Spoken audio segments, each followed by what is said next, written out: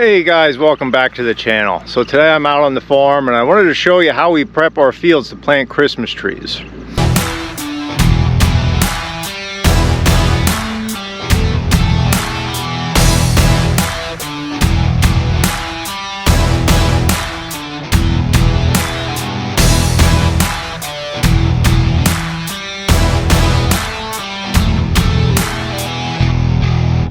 It is fall here. It's middle of October and I'm standing in the middle of an open field here that we let go. We did not plant this year. We harvested the trees the year before and it stood empty this year, and that kind of gave us an advantage because we can get a jump start on prepping this field for next spring when we actually replant it again.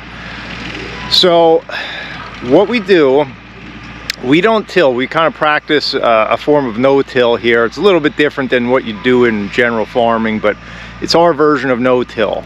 So what we do when we clear a field, we'll come in and grind the stumps. And I'll show you here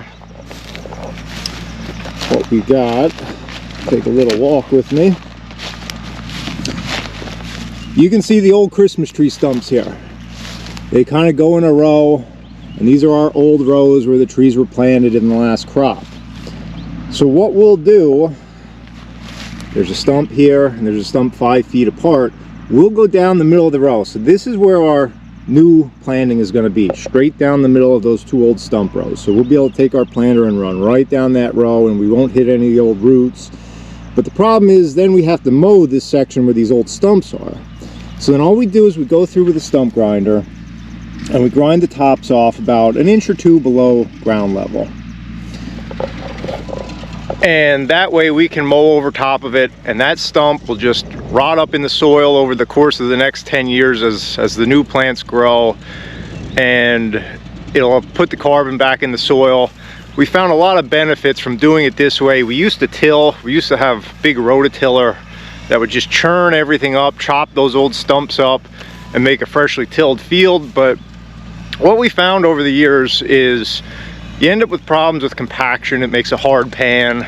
It is constantly stirring up the seed bank. You always have a lot of bad weeds and erosion problems.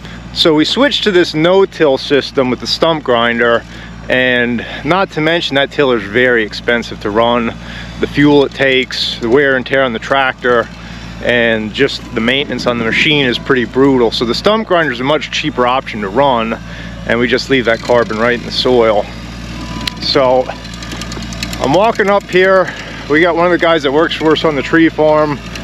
He's running the grinder right now, and I'll show you how the grinder works. It's a pretty neat setup.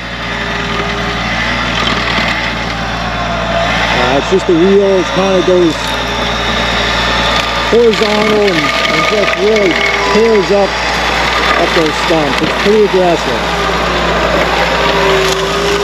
And he'll just run back and forth a couple times depending on the size of the stump. Now, being that these sat for a year, they're kind of getting soft. They're starting to rot. It makes grinding easier. So that does a really nice job. So he'll just run down the rows, turn around, do another row until he's through the whole field.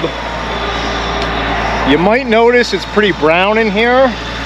I actually burned this down with herbicide about 3 weeks ago, and we do that. One of the downsides to no-till is if you do start getting weeds, briars, poison ivy, stuff like that, you don't have that tiller to come in and wipe that stuff out.